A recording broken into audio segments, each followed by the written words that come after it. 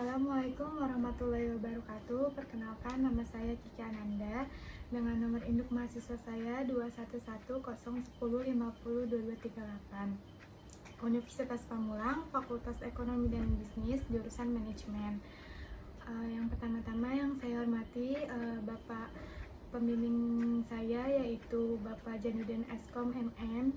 Yang saya hormati Bapak atau Ibu dosen penguji 1, yang saya hormati Bapak atau Ibu dosen penguji 2. Di sini saya akan mempresentasikan hasil penelitian saya yang berjudul Pengaruh Likuiditas dan Solvabilitas terhadap Profitabilitas pada PT KMI Kabel Metal Indonesia WRN Kabel Tbk periode tahun 2015 sampai dengan 2024. Latar belakang penelitian ini yaitu laba yang menjadi indikator utama dalam menilai kinerja perusahaan. Jika laba terus meningkat, mencerminkan operasional efisien dan menguntungkan, dan perlu pengelolaan risiko keuangan yang optimal. Pada PT KMI WRN Kabel Tbk pada tahun 2015 sampai dengan 2024 mengalami fluktuatif. Dan berdasarkan uraian di atas, terdapat rumusan masalah. Yang pertama, apakah terdapat pengaruh likuiditas terhadap profitabilitas PT KMI WRN Kabel Tbk periode 2015 sampai dengan 2024? Rumusan masalah yang kedua yaitu apakah terdapat pengaruh solvabilitas terhadap profitabilitas pada PT KMI WRN Kabel Tbk periode 2015 sampai dengan 2024.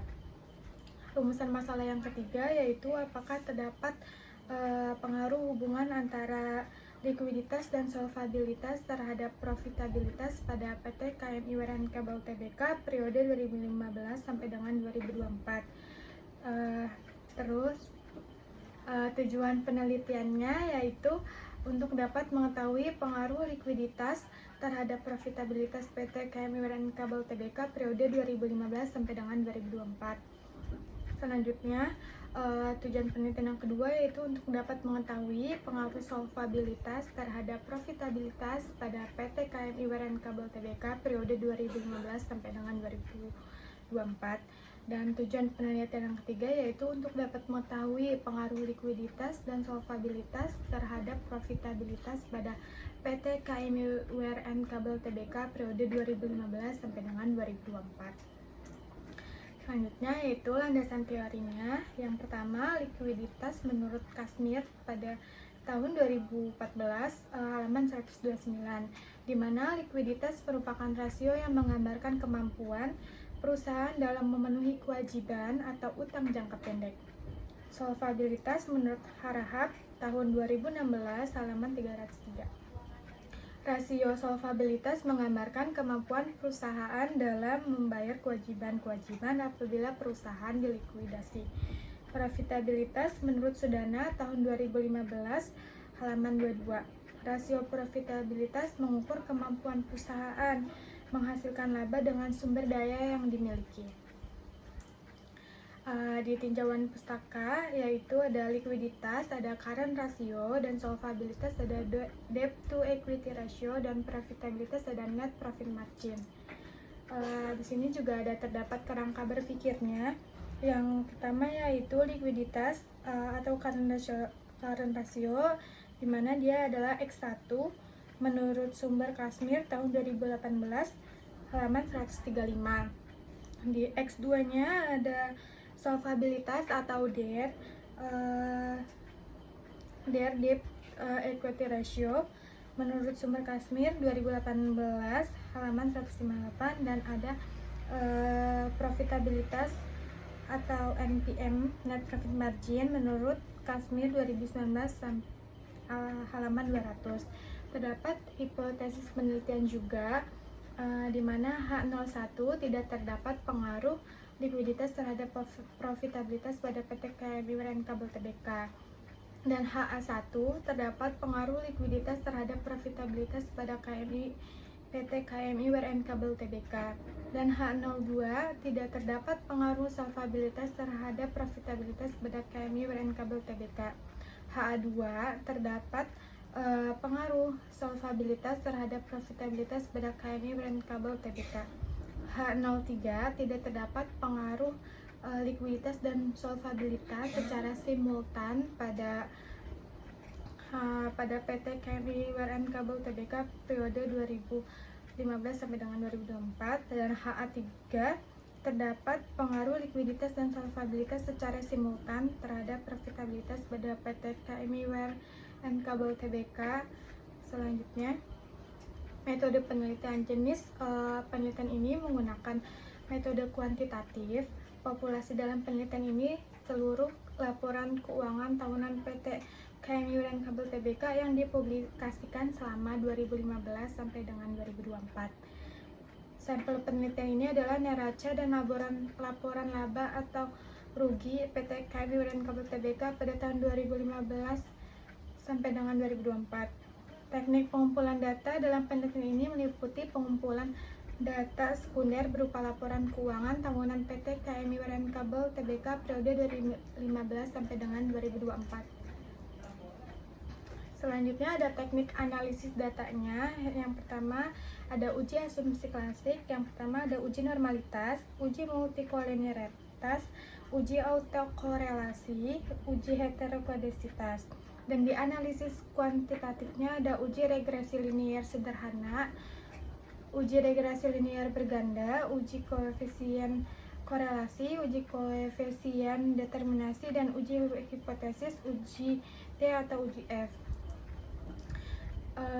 Hasil penelitiannya setelah melakukan pengolahan data menggunakan SPSS 26, kemudian dilakukan pengujian, maka diperoleh hasil sebagai berikut.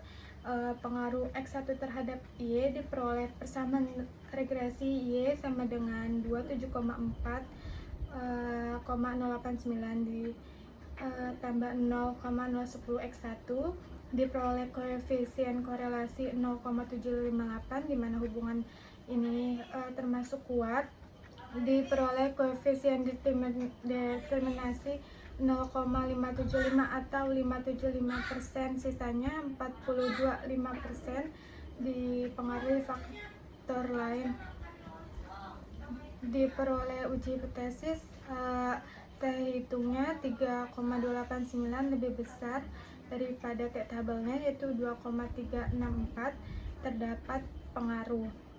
Selanjutnya X2 terhadap Y, di mana diperoleh persamaan regresinya Y sama dengan 100,570 ditambah 0,348 X2, dan diperoleh koefisien korelasinya yaitu 0,581 di mana hubungan ini sedang, dan diperoleh koefisien determinasi 0,337 atau 3,7%, sisanya 66,3% dipengaruhi faktor lain.